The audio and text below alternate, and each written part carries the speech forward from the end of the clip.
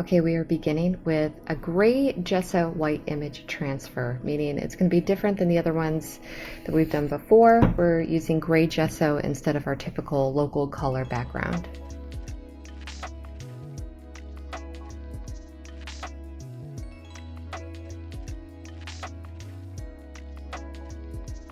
And I am using a Liquitex gray gesso. It works pretty well. It's very thin, way thinner than the golden gesso that I was using before, but it does the job. Just make sure that when you're done with your first layer, make it very nice and smooth.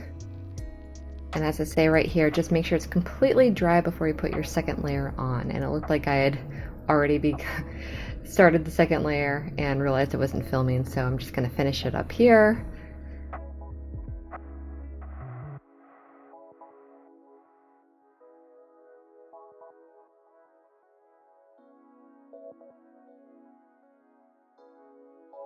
We're using a white transfer paper this time instead of the regular graphite transfer paper.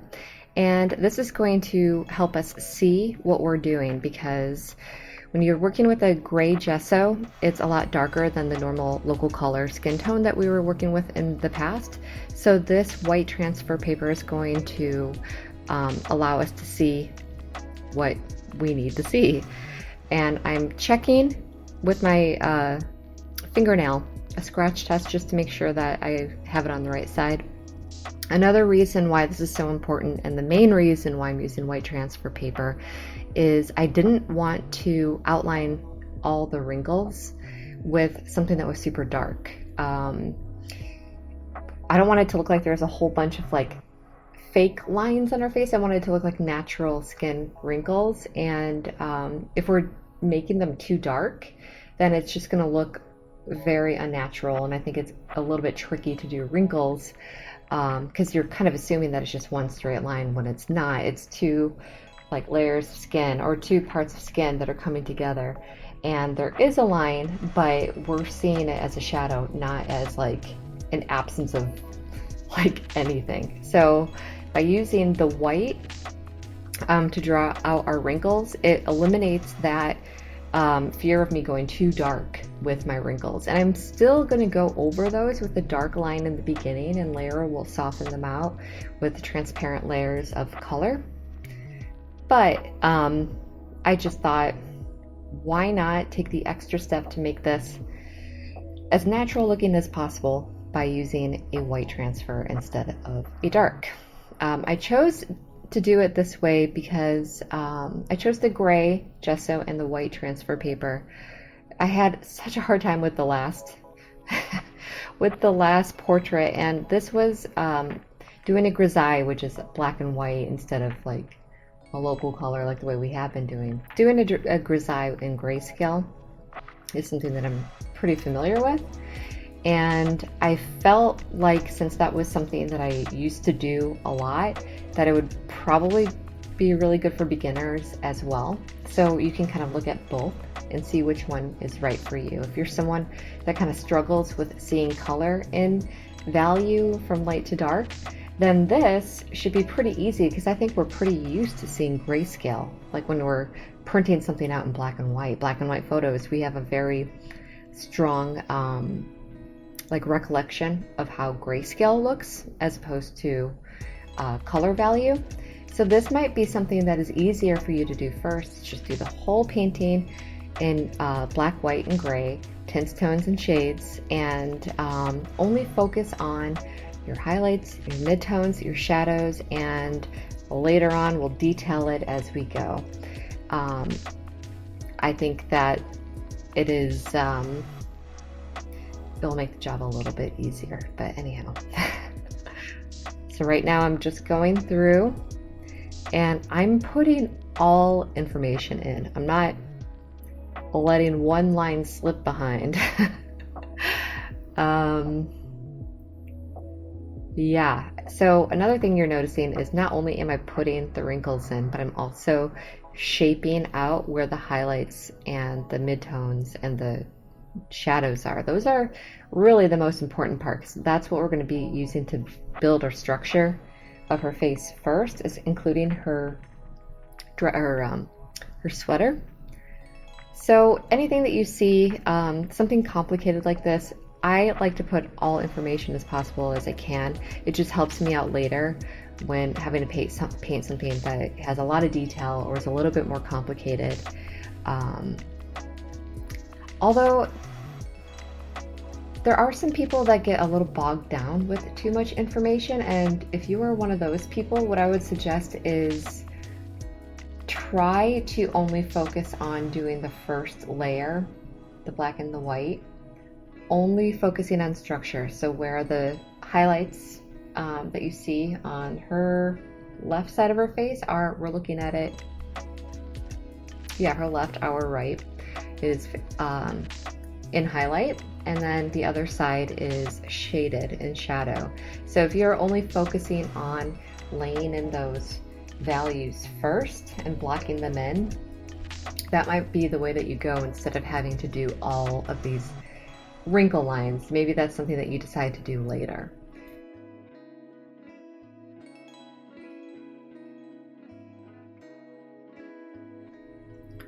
And we sealed it exactly like the other portraits that we did with a... Sorry, did you hear that? We sealed it with a layer of spray fixative. Okay, I will see you in the next video.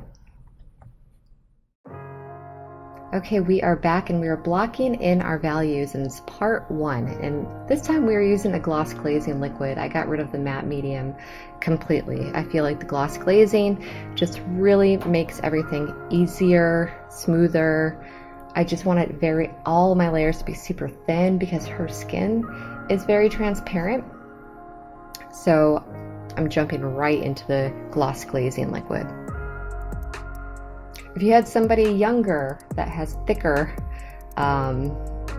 skin, then a matte would be a good place to start. And what I'm doing is like any other one, just finding my darkest values first. So in the eyes, as you can see, I am actually just using a liner brush with just almost straight black plus your glazing liquid though.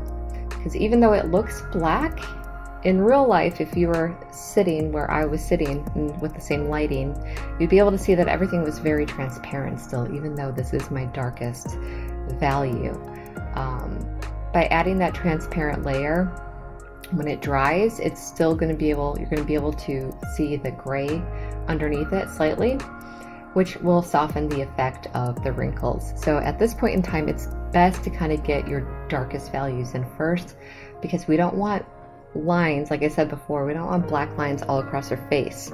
And since we are doing a layering effect along the way of our layers, then all those lines will be softened just by the process of adding more layers.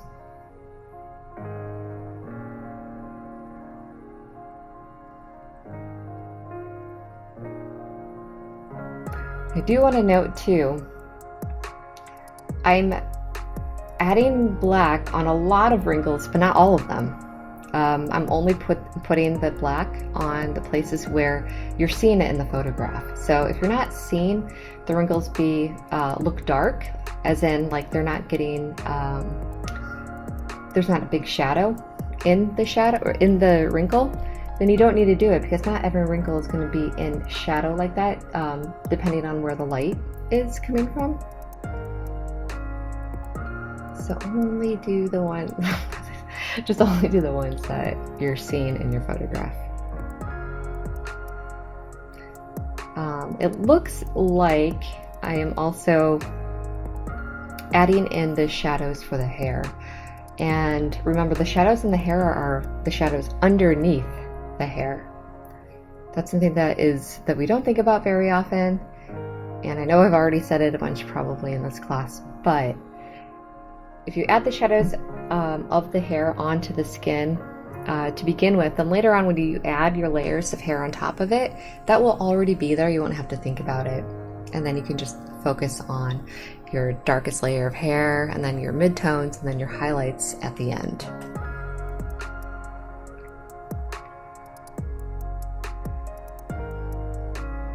I think that when you have something that's complicated as far as like information goes, it's not, for me, I actually enjoy painting people with more character, with wrinkles, scars, like people that have life on that they're showing.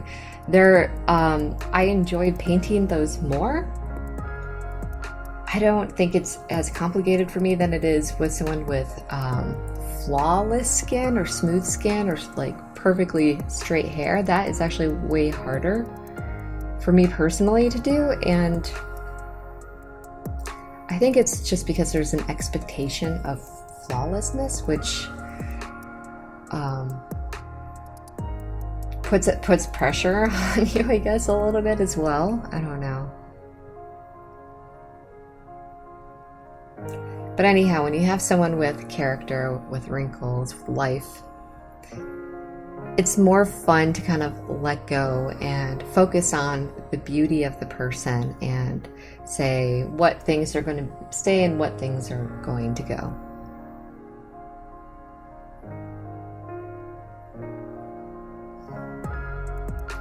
And as you can see, by using that white transfer, the transfer does go away pretty quickly. If you were sitting where I was and the lighting was the same, obviously, if you were like doing this painting, you'd still be able to see that white transfer coming through the painting. It's just that the way the video is picking it up makes it look more opaque and that I'm almost like the lines are completely gone, but that's not really the case. The lines, even white transfer lines, don't really go away until the very end. Because you're doing so many layers of a transparent, you're doing so many transparent layers that you're still going to be able to see it until you kind of add the final layers and you kind of bump up your opacity by adding white or lowering the amount of glaze that you have, gloss glazing liquid you have. I am using it looks like I'm using the blender brush. Blender brushes are great to add very soft transparent layers because they're such a soft kind of like fluffy brush as it is. So when you add it in, you could kind of pat in just real soft fluffy layers and that's really good for skin.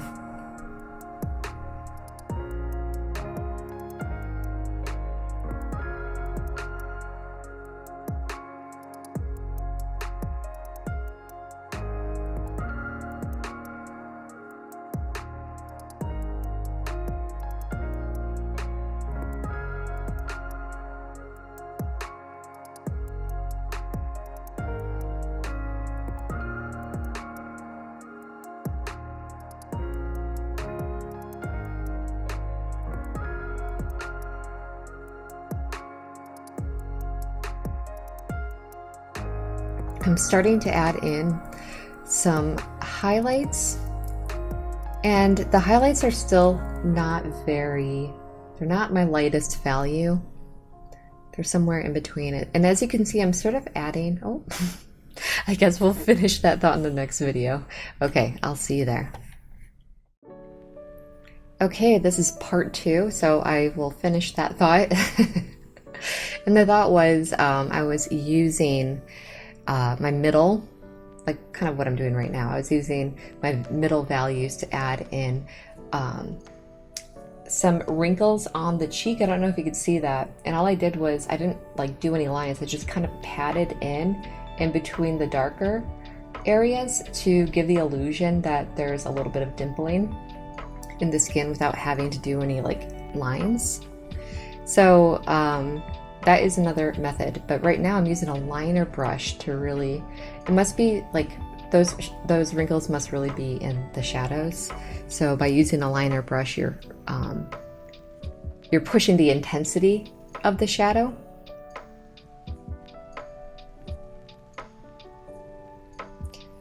And another thing too is it's totally fine to do this, like to add these dark layers right off the bat. Just keep in mind though that later on you will have to soften them. So if this is something, if it makes you feel more comfortable getting those dark shadows in to begin with, then like absolutely do it. Whatever is going to make it easier for you to see what you're working on. And then later you can just soften it in with a little bit of like a mid value, like a mid-tone transparent layer to soften that.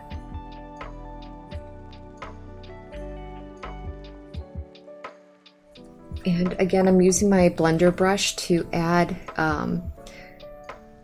paint in. When normally I would use my blender brush to kind of soften edges of paint, but I'm actually using it to paint directly because it's adding in like a softness, and like I mentioned before about how I did that dimpling, or how I created that effect of like some skin that is sort of like not completely in a wrinkle, but it's kind of creating a little bit of a wave. By using this and using just small pats onto the dark tone and adding a little bit of a lighter value, as you can see on her, like if we're looking at it on the left hand side cheek, where some of the, it looks as though there's a texture there, and it's a soft texture. It's not like, we're not painting gravel, we're painting skin, so it should all be very soft. That's something to keep in mind too, especially because humans are consistently moving, so we want to make sure that we are giving the illusion that this person is moving, is alive, is you know, like, and in a way we really do want to look at the old Impressionist masters for ideas about how we can make portraits feel like we're looking at someone who is moving, alive, and I think we'll see how that turns out. I kind of went off the deep end there. Hopefully you understand what I'm saying though. And it's really hard to see, but I can tell you what I'm doing here since I don't think you can see it, and that is I'm just adding more of the shadows that are underneath the hair. Her hair is white, so it's still important to note that even though someone has white hair, you still have to put a darker value shadow underneath white hair. And you're probably thinking, well, what about the gray gesso? Yes, if you left it like that, you would. So yeah, I mean, the gray gesso, we have to think of the gray gesso as like almost your local color. So it's like that mid. So if we were putting a shadow underneath the hair, we would still have to darken it a little bit because it means that there was no light being shining in that area. It was creating a shadow. So it's good to always go a little bit darker underneath the hair where you see it. Don't just put it everywhere. Definitely refer to your photograph or the subject that you're painting.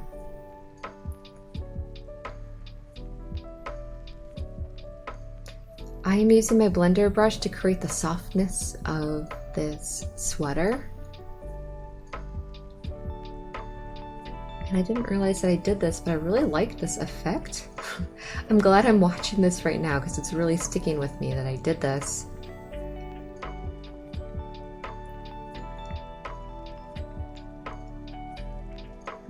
And this blender brush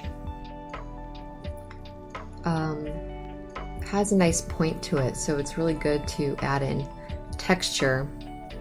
And even though there is a point, it's still soft, so you can get the illusion of a soft sweater like I'm doing right now. It looks almost like a wool sweater. Same with hair though. That should be the theme of this painting, I think. It's like really pushing softness throughout. If I painted this whole thing with the blender brush, I wouldn't be surprised. Because as you can see right now too, those lines on the wrinkles down here, they don't look real right now. They don't look realistic. They're too harsh. Oh, it looks like I heard myself from the future. So I'm starting to go in and soften those wrinkles.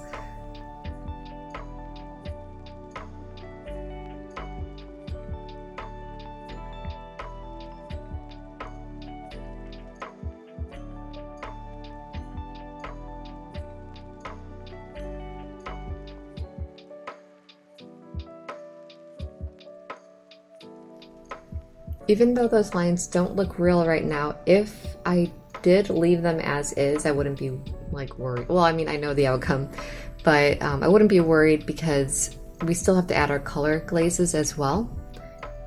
And that will also soften the lines. One of the best things about painting in layers is you always have the opportunity to fix anything by just adding another layer.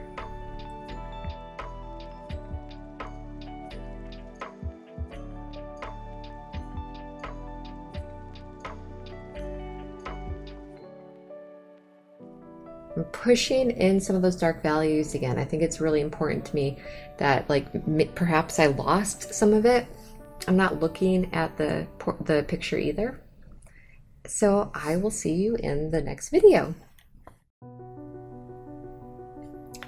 Okay, we are doing color tonal glazing, which means that we're kind of going to do what we did in the last 4 portraits, which is we're taking her local color of her skin tone, which we found out to be pyro orange, and we're creating different values by going from light to dark.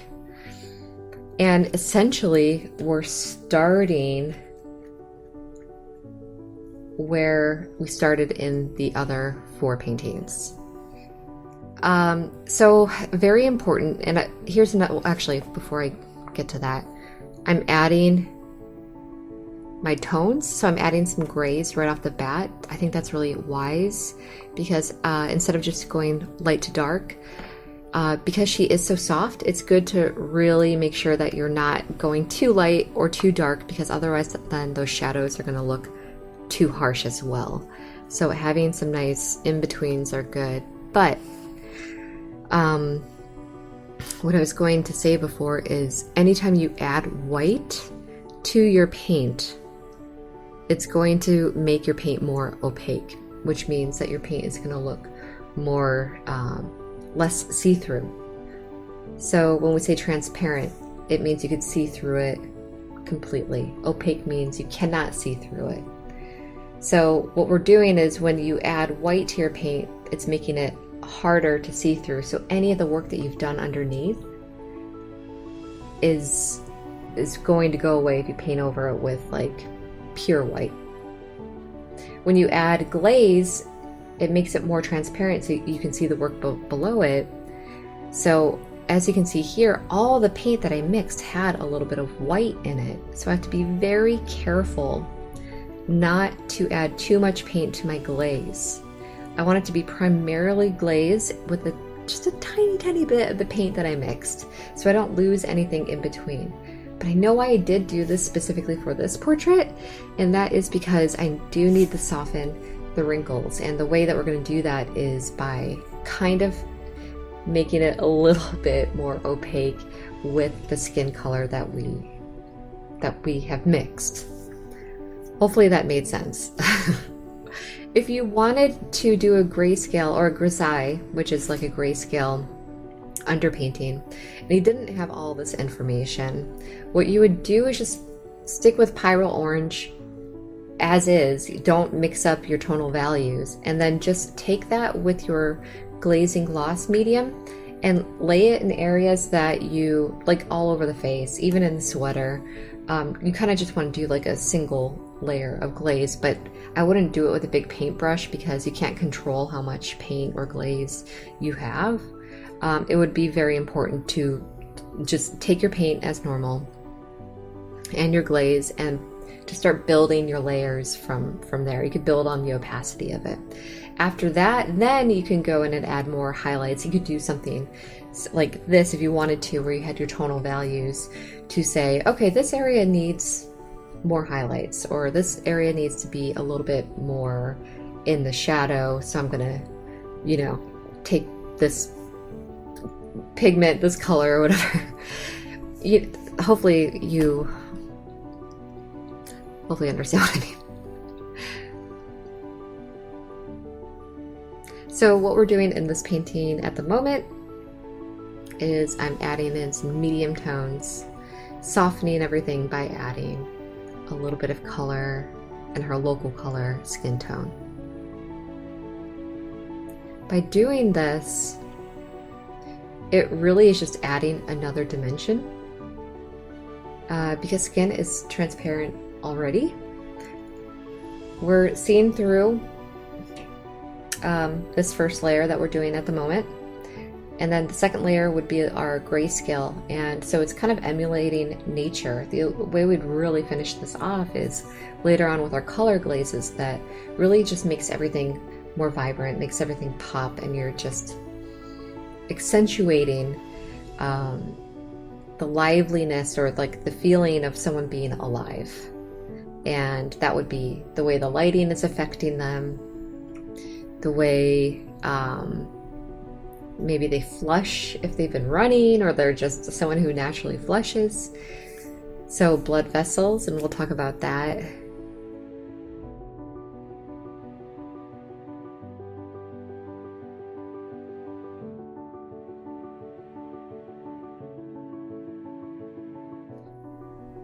So I guess I'll talk about it right now. So blood vessels in the cheeks. So your cheeks are always going to be more flushed than your forehead and your chin area. And even though the chin has thinner skin, the vessels, the vessels that you see in your chin, because the skin is so transparent here, more thin, is going to appear blue. And it's going to appear more yellow here. And I'm only saying this because in case you didn't see my other videos as well, it's important to just note it in every single video to remind you. Now, it doesn't mean you're just going to do like a whole layer across of red here and a whole layer of blue here, but it's good to kind of know what your paints do. Like for instance, the gray and the gray that we created, not only the gesso, but I'm using a carbon black, and carbon black has a blue undertone. So you can play around with your grayscale and kind of just apply a very thin layer of your local color on top, knowing that since the skin is thinner here, it would look more realistic to see some of that grayscale more. If you were starting with your local color tonal values like we did in the past four, where we just started with a local color background and then we did, light to dark, then you would want to add a little bit of blues to there, which you probably know already, but just in case you didn't see the other videos.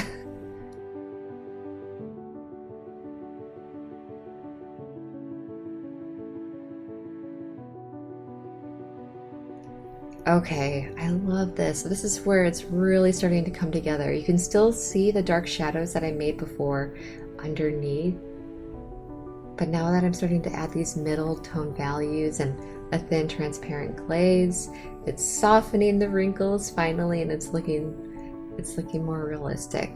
It looks more 3D now if you're looking at like her right side of the painting, that her left side of the face. You could see through that. You could see some of the oranges and the grays and the whites. It's really looking more three-dimensional, and I think that's what really gives the illusion of life, or making someone look like they're alive in your paintings.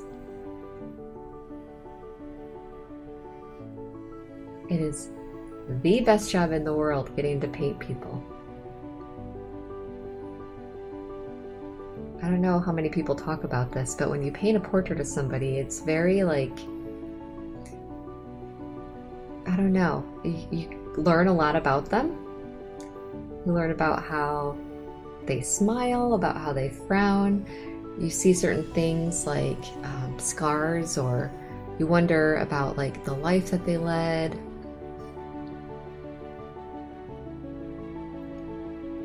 It just really makes you appreciate people more. And I love people. I love stories. I love stories about people, and I love that no matter who you meet, there is a way to connect. Even if it does take a little bit of effort or work. I can't remember who it was, about like if you put two enemies in a room together. After like a week or something, they become like best friends or something. Like basically what it comes down to is just really understanding people. In the white hair, it is very important to add that local color, that flesh tone color, which I am doing right now, and I'm glad that I can show this to you. It's so exciting that I get to show this to you because it's hard to explain, but you put that, all those flesh tone colors, all that local color everywhere. And then later on when you add the white, it just makes it more believable, more realistic, because you don't have to add the reflection, the cast reflection, color reflection on there. It's already done for you. Okay, let's move on to the next one. Okay, we're already at color glazing. I think that this portrait went really fast actually. So I'm adding my Hansa yellow, my Cad red light, and I believe this is cobalt blue, and I will put it on here in case it is phthalo, but no, that looks like cobalt. And then my carbon black and titanium white with my glaze.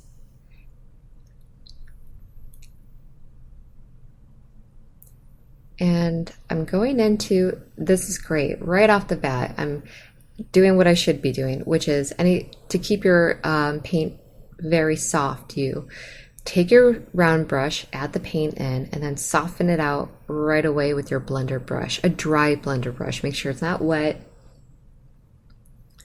And it looks like I'm not doing it anymore, but I did it for a second. Now I'm going in and adding in my warm temperatures of the skin. I'm really pushing the darkness of her shadows in her eyes.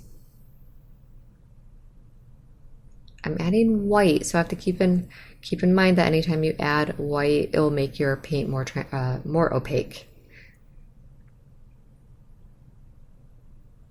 So it looks like I did that to add more of the illusion of wrinkles, so that would make sense by adding white. Like I said before, we're kind of creating that rippling effect by not painting everywhere, just specific lines. And note right there, I didn't paint the highlight area, I left it. So it's good to kind of avoid your highlight area, because especially in a piece like this, when you have so many layers, you don't want to lose it by just painting a blotch of white later. So if you can avoid doing your highlights like that and just let the layer shine through as your highlight, that will also make it look more realistic.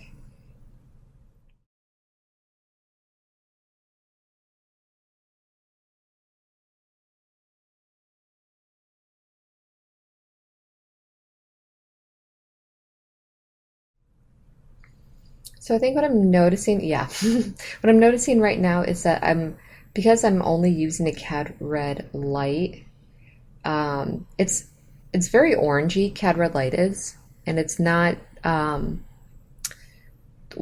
like giving me the rosy hues that I'm wanting. So the trick is to add quinacridone crimson, which is it's almost like a purple red. It's very cold in temperature. And a little bit of a trick is if you mix your quinacridone crimson with your Cad red light, you get these very beautiful rosy colors. And the purple-ish tones of the crimson, quinacridone crimson, really makes it appear like, I think it makes your portraits look a little bit more realistic, because if you're thinking about how your blood vessels look in a way, with the blues and the reds kind of mixing together, you're going to get these violet hues. So I think it's really important to always think about violet, purple, whatever you want to call it, those kind of hues before you finish your painting.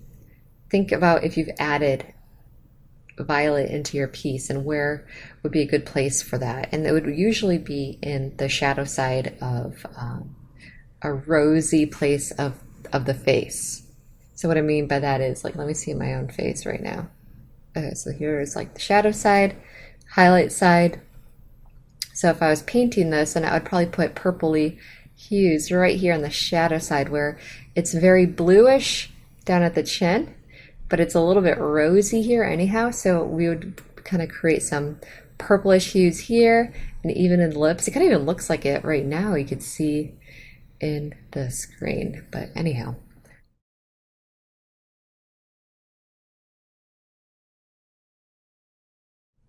All right, I'm using my liner brush and kind of adding wrinkles in without doing lines. I'm just kind of figuring out, does it need to be lighter here or darker here? And is it yellow, orange, pink, blue? And you just kind of add that right in on top. The great thing about this is look at all of those transparent layers together. Don't they look amazing? You can see all the way down to the original grayscale grisaille. It's starting to look like it's coming to life. So fun to like watch the process.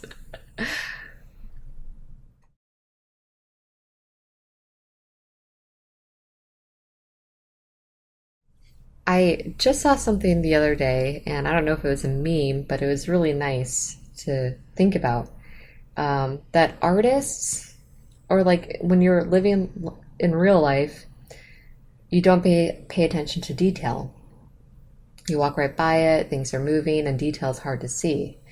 But paintings allow people to see the detail in things, whether you uh, accentuate details, like I'm kind of doing right here, or you limit your detail accentuation and you only focus on details of specific things. You kind of focus people to that part of your painting.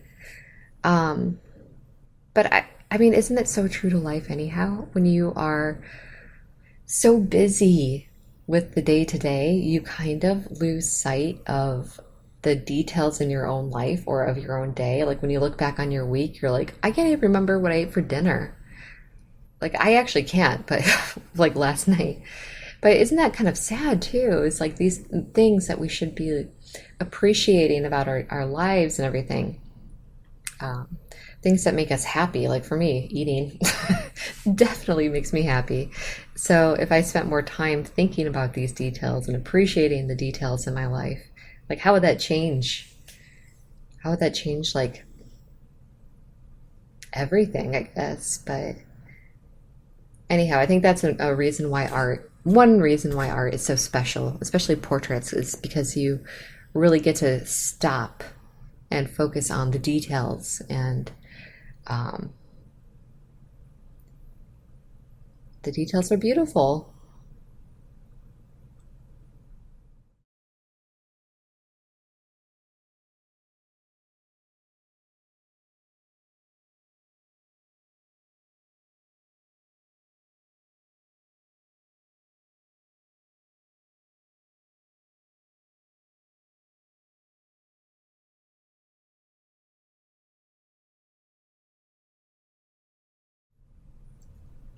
Okay, so this is interesting. In the shadow side, I am adding a lot of warm hues. So it really does like, you do have to think about your light source. I was just talking about a second ago, like purpley hues. You can still add your purpley hues in, but if you have a warm light source like the sun or an incandescent light bulb, which are like the warm looking bulbs. I mean, they still make LED warm bulbs, but whatever. Warm light. Your shadows can still be warm. So you have to kind of think about that is an additional layer, right? You know, like you're adding your purples in because of the way your skin looks, being able to see your blood vessels underneath. But that's not the end of it. Your shadows are still going to look different depending on the light that you have as well. So it's good to kind of think about these things, with lighting being the last kind of influence on your skin, on how your skin looks.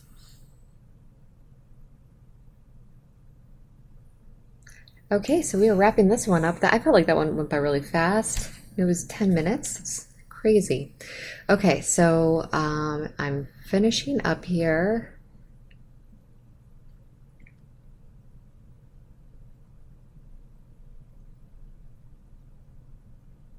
And I think the next one will be focusing on the hair and the sweater more, and probably adding more highlights. Spray, razor. I just love that. It's so satisfying to watch. Although this one's not very satisfying. This one kind of like nails on the chalkboard feels like.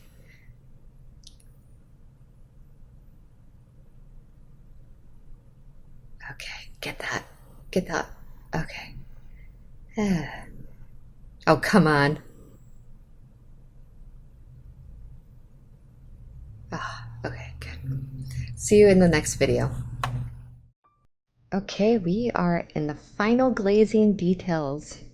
How exciting. So Hansa yellow, cad red light, cobalt blue, quinacridone crimson, carbon black, and titanium white, and I'm mixing in my glazing liquid into them.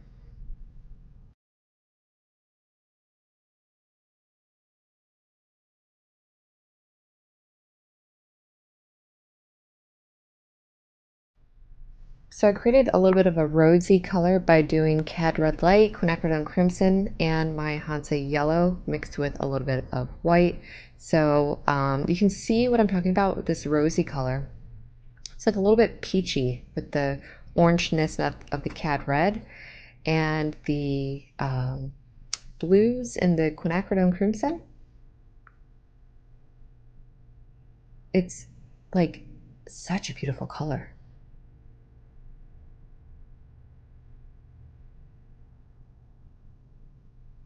It's a really nice neutral like red color for skin tone. Now that I'm seeing it on screen too, it makes me want to play with that mixture a little bit more.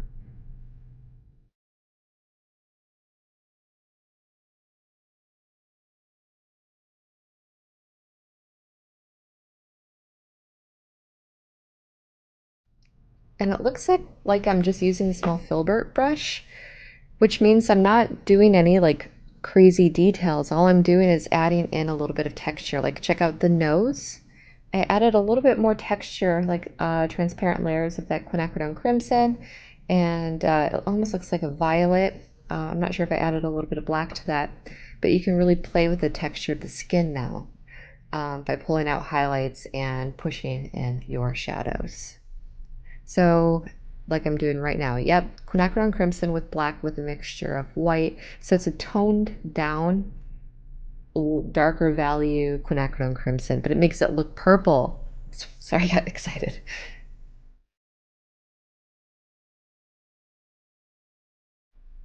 And I'm really seeing some nice realistic shadows in the hair by using that too. Looks cool.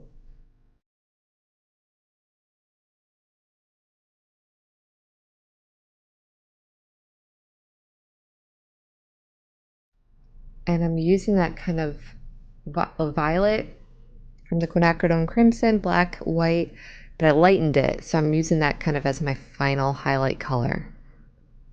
So when this is done, even though we have all those other layers underneath, we add the pyro orange layer as well. Um, we're finishing off with this violet color, and all of them mixing together is just,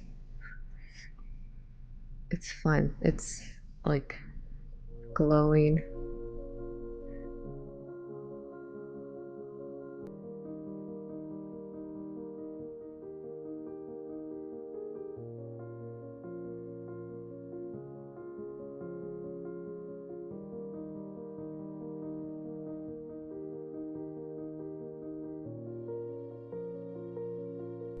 Okay, I took the blue, toned down version of blue. It's a little bit bluer than the gray gesso that we used. And what I did was just kind of soften everything. and it kind of blends it into the background because of the gray gesso.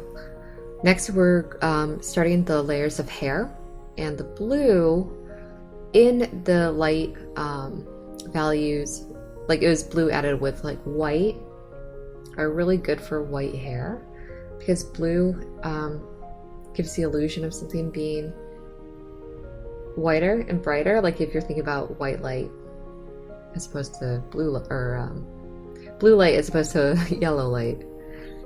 But anyhow, it works the same with white hair as well. So I'm really liking the way the hair looks right now at the moment. It's very soft.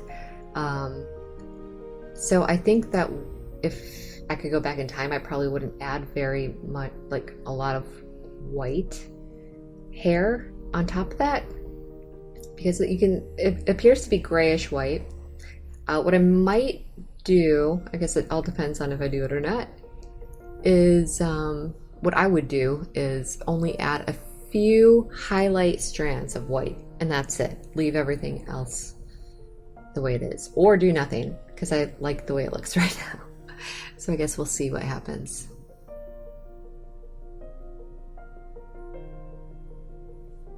Here we go. I'm starting to add in, and I wish you could see that a little bit better. I'm using a liner brush, a lot of glazing liquid, and some white to just lay in very, very transparent hairs for her eyebrows. And the reason why it's great to use a lot of glaze for your hair, any kind of detailed hairs, is it will fade, as you can see as you can see on her hair on the right hand side. When you add in those lines, when it dries, because it is so transparent, it kind of blends in with the work that you did underneath. So it's still popping out. The point of this is not to like make it look super bright and super white. What we want it to do is look a little bit brighter than the work that we've already done without looking like it doesn't belong and that it's alien. So transparency is your best friend, I think, personally, the way I do it in painting.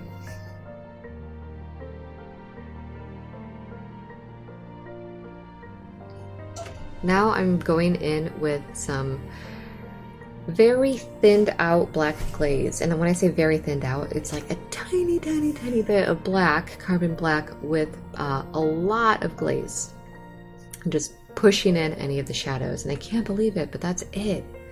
My favorite part, when we could finally reveal what it looks like without the tape. It just looks so clean. And yeah, this may be my favorite painting I've done of a portrait. It was just fun to paint, and I like the way it turned out.